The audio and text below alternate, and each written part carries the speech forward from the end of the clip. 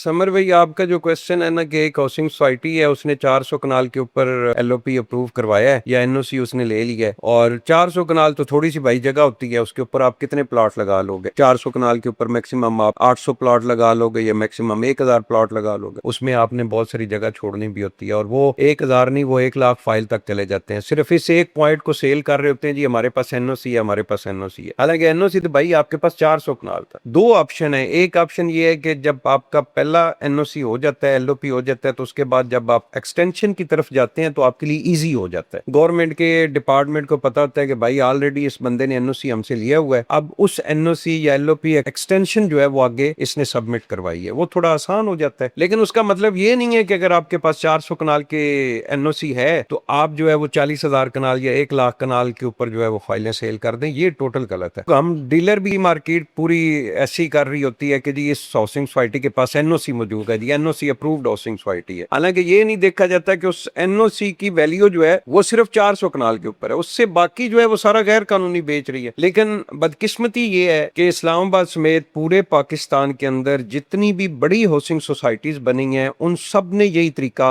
इस्तेमाल किया है। पहले छोटा सा एनओसी लिया है, फिर अगले फेज बेचते गए हैं, फिर एक्सटेंशन में उनको अप्रूव करा गए हैं, फंड जो है उनके पास बहुत सारा आ गया, उन्होंने हाउसिंग सोसाइटी बना भी ली, लेकिन आखिरी जो मेंबर्स हैं वो हमेशा ख्वार हुए।